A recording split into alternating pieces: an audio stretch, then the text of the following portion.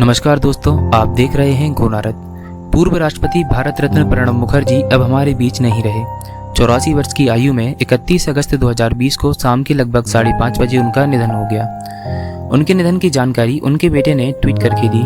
उनका पूरा राजनीतिक जीवन सभी के लिए प्रेरणादायक रहा है। उनके निधन पर सभी राजनीतिक दलों ने शोक जताया।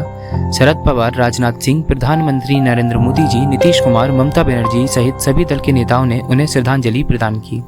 उन्हें श्रद्धांजलि देते हुए उनके कांग्रेस पार्टी के साथी अभिषेक मनु सिंघवी ने कहा कि मैंने आज तक ऐसा कोई और अनुभवी व्यक्ति किसी भी क्षेत्र में नहीं देखा।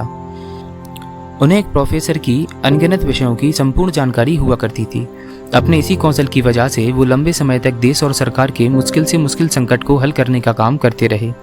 आइए दोस्तों, आज हम जानेंगे प्रणब मुखर्जी के राजनीतिक करियर और उनकी उपलब्धियों के बारे में, जिनका राजनीति में अटल बिहारी वाजपेयी जैसे विरोधियों से लेकर सभी नेता सम्मान करते थे। दोस्तों, प्रणब मुखर्जी बहुत एजुकेटेड और विराट व्यक्तित्व के व्यक्ति माने जाते थे। कांग्रेस पार्टी में उनका कद आज़ादी के बाद से अब तक के सबसे बड़े नेताओं में से एक था। कांग्रेस में उन्हें गांधी परिवार के बाद बड़ा नेता माना जाता था। उनके राजनीति में प्रवेश से लेकर अब तक तमाम विषयों और मुद्दों को बारीकी से समझने वाला और विश्लेषण करने वाला उनके मुकाबले में कोई दूसरा व्यक्ति नहीं था। पूर्व राष्ट्रपति प्रणब दा का जन्म पश्चिम बंगाल के वीरभूम जिले के मिराती गांव में 11 दिसंबर 1935 को हुआ था। उन्होंने यूनिवर्सिटी ऑफ कलकत्ता से बीए और एमए करने के बाद एलएलबी की थी। उनके करियर की शुरुआत पोस्ट ऑफिस में क्लर्क के तौर पर हुई, फिर प्रोफेसर बने। बाद में उन्हें राजनीति में आने का मौका तब मिला जब तत्कालीन प्रधानमंत्री इंदिरा गांधी ने उन्हें 1969 में पार्टी में शामिल करा के राज्यसभा भेजा और 1973 में उन्हें यूनियन इंडस्ट्रियल मिनिस्टर बनाया गया। 1975 में वे मिनिस्टर ऑफ स्टेट फाइनेंस भी बनाए गए। उनकी काम करने की प्रतिभा और पार्टी में उनके इंदिरा गांधी के भरोसेमंद होने की वजह से 1982 में केंद्र सरकार में फाइनेंस मिनिस्टर बना दिया गया। इसके अलावा वे कई अंतर्राष्ट्रीय बैंकों के गवर्निंग सदस्य भी रहे, जिनमें से 1982 से 1985 तक वर्ल्ड बैंक के बोर्ड ऑफ गवर्नर्स में भी रहे। कभी प्रणब दा को इंदिरा गांधी की मृत्यु के बाद प्रधानमंत्री पद का सबसे बड़ा दावेदार माना जा रहा था। इसी बात पर उनके और राजीव गांधी के रिश्तों में खटास आ गई। पार्टी में उनकी अहमियत कम हो गई। प्रणब मुखर्जी और राजीव गांधी के बीच फ्लाइट में हुई बातचीत का एक किस्सा बहुत मशहूर है, जिसमें राजीव गांधी उनसे इंदिरा गांधी की मृत्यु के बाद प्रधानमंत्री किसे बनाना चाहिए इस बारे में सलाह लेते हैं। तब प्रणब मुखर्जी राजीव गांधी जी को सलाह देते हैं और उस सलाह की वजह से राजीव गांधी और उनके बीच में दूरियां बढ़ जाती हैं। इस दौरान उन्होंने 1986 में कांग्रेस से अलग होकर राष्ट्रीय समाजवादी पार्टी बना ली थी, पर बाद में 1989 में इसका विलय कांग्रेस में हो गया। राजीव गांधी के निधन के बाद फिर से पार्टी में उनकी अहमियत बढ़ गई। 1995 में नरसिम्हा राव सरकार में फॉरेन मिनिस्टर और उसके बाद फाइनेंस मिनिस्टर बनाए गए। 2004 से लेकर 2017 तक का उनका राजनीतिक कार्यकाल सबसे ज्यादा याद रखा जाता है। प्रणब मुखर्जी 1969 से लेकर 2002 तक राज्यसभा के द्वारा सदन के सदस्य रहे। उन्होंने कभी चुनाव नहीं लड़ा था। 2004 में उन्होंने पहली बार पश्चिम बंगाल की जहांगीरपुर लोकसभा सीट से जीत हासिल की। 2004 तक वो पार्टी के सबसे वरिष्ठ नेता बन चुके थे। इस दौरान उन्होंने पहले 2004 से लेकर 2006 तक डिफेंस मिनिस्टर और फिर 2006 से 2009 तक विदेश मंत्री की जिम्मेदारी संभाली।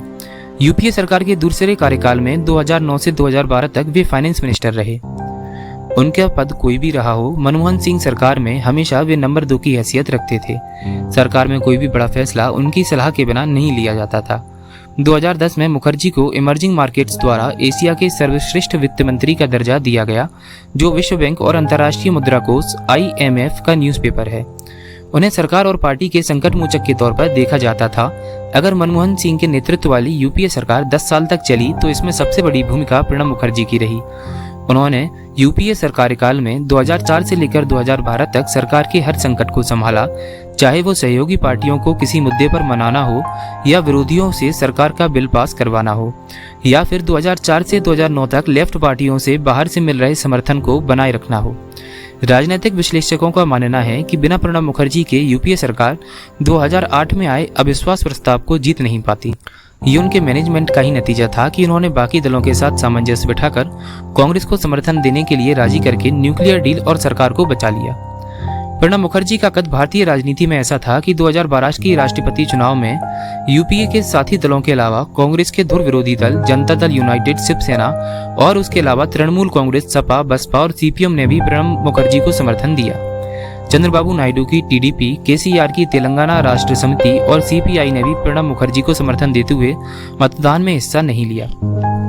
विपक्ष के पीए संगमा के पास बीजेपी, अकाली दल, बीजेडी, एआईएडीएमके, असम गण परिषद, झारखंड मुक्ति मोर्चा और एनडीए के कुछ और दलों का समर्थन था। 2012 राष्ट्रपति चुनाव में प्रणब मुखर्जी को लगभग 70% वोट मिले। उनके पक्ष में जमकर क्रॉस वोटिंग भी हुई। प्रणब मुखर्जी ने अपने राष्ट्रपति रहते हुए 27 दया याचिकाएं खारिज की, जिनमें अफजल गुरु, याकूब मेनन, अजमल कसाब जैसी याचिकाएं शामिल हैं।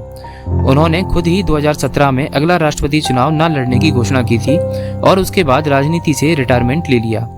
उनके रिटायरमेंट के बाद भी राजनीति में लोग उनका बहुत सम्मान करते रहे। अभी कुछ दिन पहले ही उन्हें कोरोना हुआ था और वे दिल्ली की आर्मी हॉस्पिटल में भर्ती थे। तभी से लोग उनके स्वस्थ होने की प्रार्थना कर रहे थे। उनके निधन के साथ कांग्रेस और देश की राजनीति का एक अध्याय समाप्त हो गया। गो नारद की ओर से उन्हें भावपूर्ण श्रद्धांजलि।